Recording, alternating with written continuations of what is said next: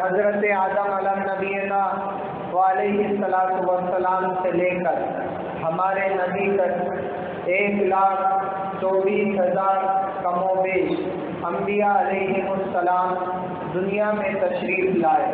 ان تمام نبیوں کی امتیں ہوئی اور امت میں عبادت گزار بھی ہوئے، ریاضت کرنے والے بھی ہوئے، اللہ کی وحدانیت کا اقرار کرنے والے ہوئے، رسول کی رسالت کو ماننے والے ہوئے، نبی کی نبوت کو ماننے والے ہوئے۔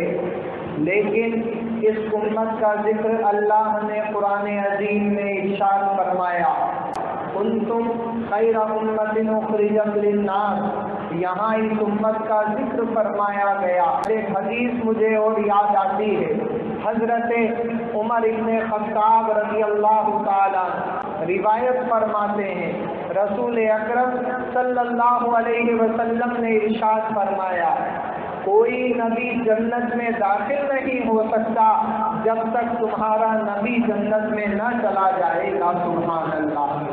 اسی روایت میں سرکار ارشاد فرماتے ہیں، کسی بھی نبی کا جنت میں داخل ہونا حرام ہے جب تک تمہارے نبی کو اللہ تعالیٰ جنت میں داخل نہ فرما دے گا۔ سبحان اللہ۔ اب سمجھ میں آتا ہے کہ ہمارے نبی کی شان کتنی بلند و بالا ہے۔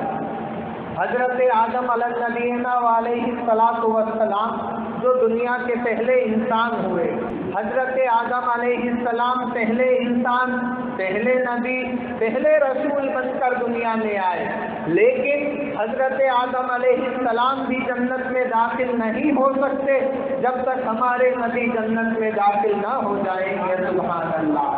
آگے بڑھ کر دیکھتے ہیں، حضرت نوح علیہ السلام، ساری دنیا تباہ ہو گئی، غرق ہو گئی، لیکن حضرت نوح علیہ السلام کی کشتی جودی پہاڑ پر ٹھہری، اللہ آپ پر مہربان ہوا، سب تباہ ہو گئے، حضرت نوح بچائے گئے، اور آپ کے عقیدت مند جو آپ پر اور اللہ پر ایمان لائے تھے وہ بچائے گئے۔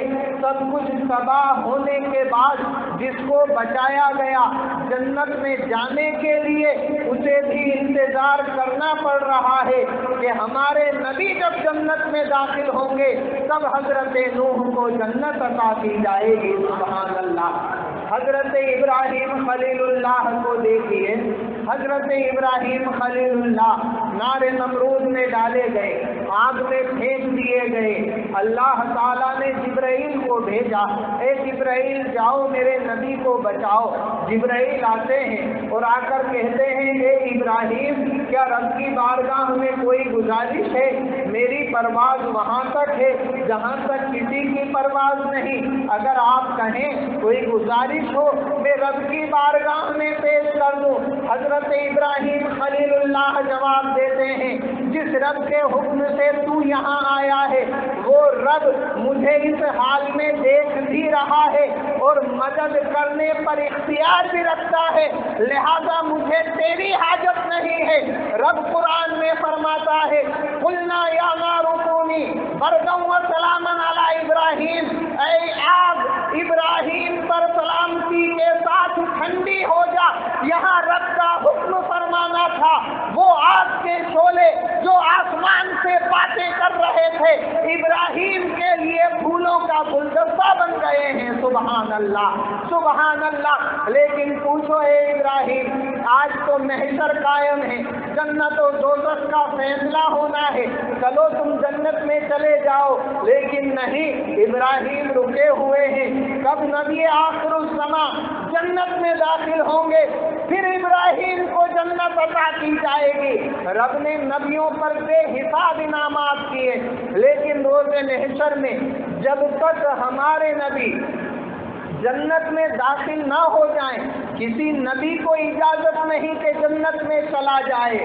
جنت میں جانے کے لیے پہلے ہمارے نبی کو حکم ہوگا، یعنی ہمارے نبی داخل ہوں گے، پھر حضرت آدم بھی جنت میں جا رہے ہیں، حضرت شیش بھی جنت میں جا رہے ہیں، حضرت یحییٰ بھی جنت میں جا رہے ہیں، حضرت سلیمان بھی جنت میں جا رہے ہیں، حضرت زکریا بھی جنت میں جا رہے ہیں، حضرت ابراہیم خلیل اللہ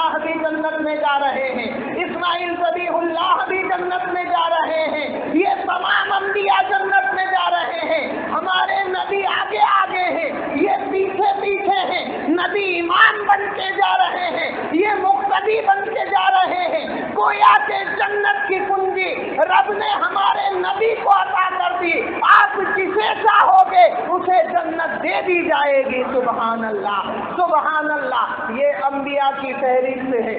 حضرت عمر ابن خطاب رضی اللہ تعالیٰ عنہ صحابی رسول، اور خلافت کے درجے سے دیکھیں حضرت ابو بکر صدیق کے بعد دوسرے خلیفہ ہوئے عمر فاروق رضی اللہ تعالیٰ عنہ روایت فرماتے ہیں کہ ہمارے نبی نے فرمایا کسی نبی کو یہ جرت نہ ہوگی جنت میں داخل ہو جائے، اس کے لیے حرام ہے ہمارے نبی سے پہلے جنت میں داخل ہونا، اور پھر ہمارے نبی اس امت کا وقار بیان فرماتے ہیں، اس امت کی تعریف بیان فرماتے ہیں، اس امت کا فلسفہ بیان فرماتے ہیں۔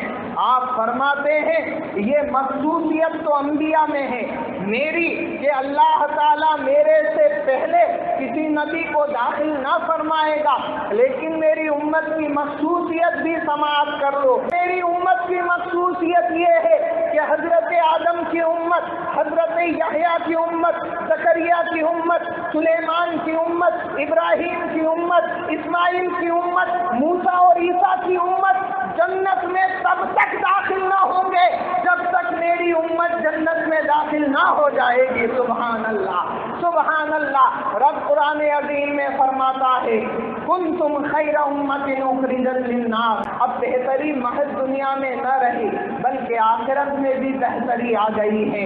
دنیا میں محض بہتری نہ رہی کہ یہ مختار ہو گئے، یہ اعلیٰ ہو گئے، یہ بڑے ہو گئے، بلکہ اصل فیصلہ تو محشر کا ہے، اصل بات تو محشر کی ہے، جہاں امتیں کھڑی ہوں گی، صفیں لگی ہوں گی، قطاریں لگی ہوں گی، حکم ہوگا جاؤ امت مصطفیٰ جنت میں داخل ہو، کیونکہ ابراہیم کی امت انتظار میں ہے، اسماعیل کی امت انتظار میں ہے، موسیٰ کی امت انتظار میں ہے، عیسیٰ کی امت انتظار میں ہے، یحییٰ و زکریا کی امت انتظار میں ہے، آدم کی امت انتظار میں ہے۔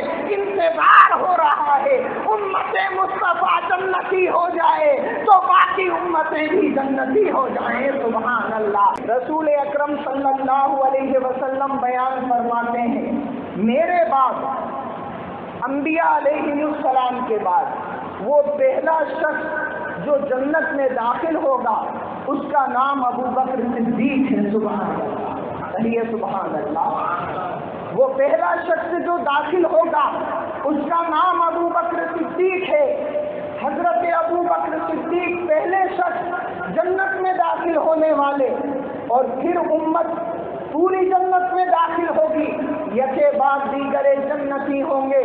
ہمارے نبی نے اس امت کو جو اعلیٰ درجہ عطا فرمایا اور رب نے قرآن میں اس امت کی تعریف بیان فرمائی، وہ اس لیے بیان نہ ہوئی کہ یہ امت بھٹکتی پھرے، یہ امت بہکتی پھرے، یہ امت اللہ کے حضور حاضر نہ ہو۔ آج ہماری نمازوں کا حال کیا ہے، ہماری زندگی کا حال کیا ہے، ہمارے عادات و اطوار کیا ہے، ہمارے خلوص کا حال کیا ہے، ہماری محبتوں کا حال کیا ہے۔ اسلام کا تقاضا دیکھیے، اسلام کی حقیقت دیکھیے، اسلام کو دیکھیے، اپنے آپ کو دیکھیے کہ ہماری زندگی کس راہ پر ہے۔ انسان جب تک اپنی زندگی گزار رہا ہے پوری زندگی کمائی اور کمانے کے کچھ پیسے کو لگانے پر سارا نظام چلتا ہے، اس کے علاوہ زندگی نہیں۔ لیکن ابو بکر صدیق کو دیکھیے، پوری زندگی کا نظام محض رسول اعظم پر چلتا ہے۔ سبحان اللہ، میرے رسول کی کیا شان ہے، میرے رسول کی کیا زندگی ہے۔ اگر رسول پر نثار کرنا چاہیں حضرت ابو بکر صدیق گھر نثار کر دیں، مال نثار کر دیں، دولت نثار کر دیں، جاہ و جلال نثار کر دیں، اور اگر بات آ جائے تو جان بھی نثار کر دیں۔ سبحان اللہ۔ ہمیں چاہیے حضرت ابو بکر صدیق صحابہ کرام نے جو زندگی رسول اعظم کے سامنے گزاری اس کو اپنی زندگی میں اتارنے کی کوشش کریں، اس پر عمل پیرا ہونے کی کوشش کریں۔ داڑھی رکھنا تمام نبیوں کی سنت ہے، ہمارے نبی کی سنت ہے، لیکن ماحول دنیا کا یہ ہے کہ بڑھاپے میں بھی جب تک لوگ اپنی داڑھی نہ بنا لیں، داڑھی صاف نہ کر لیں، تب تک انہیں سکون نہیں ملتا ہے۔ لیکن ایک حدیث میں مجھے یاد آتا ہے رسول اکرم اکرم صلی اللہ علیہ وسلم اس شخص کو دیکھ کر قبر میں اپنے چہرے کو پھیر لیں گے جس کے چہرے پر داڑھی نہ ہوگی، اور جس کے چہرے پر داڑھی ہوگی جب رسول اکرم اس کے چہرے کو دیکھیں گے تو چہرے پر مسکراہٹ آ جائے گی، فرشتے پکار اٹھیں گے یہ تو اسی نبی کا امتی ہے، اللہ نے اسے معاف کر دیا ہے اور جنت کا حقدار بنا دیا ہے۔ سبحان اللہ۔ ہمیں چاہیے اسلام سے وابستہ ہو، اسلام کو سمجھنے کی کوشش کریں، اسلام کے تقاضے کو جاننے کی کوشش کریں اور سنت رسول صلی اللہ علیہ وسلم کو سجانے کی کوشش کریں۔ انسان کی زندگی کب آخر ہو اور کب موت آ جائے، کب لوگ اسے اٹھا کر قبر کی طرف لے جائیں، یہ کسی کو معلوم نہیں۔ ایک پل کا بھروسہ نہیں، لوگ 100 برس کی زندگی کا سامان اکٹھا کرتے ہیں اور ایک لمحے کی اسے معلوم نہیں آنے والے لمحے میں کیا ہوگا۔ اپنے آپ کو رسول اعظم کے قریب کریں، دین اسلام کے قریب کریں اور پھر زندگی گزاریں۔ اگر ہماری زندگی اس طرح سے بسر ہوئی کہ رسول اعظم کے قریب ہو گئے، رسول اعظم کے چہیتے ہو گئے، یہ رشتہ اگر دنیا میں ہم نے مضبوط کر لیا تو قیامت میں بھی مضبوط رہے گا۔ ہمیں رسول اعظم کو تلاش کرنے کی ضرورت نہیں، بلکہ رسول اعظم کی رحمت خود اپنے امتی کو تلاش کر لے گی۔ سبحان اللہ۔ اور پھر وہ امت خوش ہو جائے گی اور وہ امتی خوش ہو جائے گا کہ جسے رسول اعظم کی رحمت تلاش کر لے۔ ہم اپنے آپ کو ایسا ہی بنائیں، رسول اعظم کا دیوانہ بنائیں، نمازوں کی پابندی، اسلام کے شرائط پر عمل کی کوشش کریں۔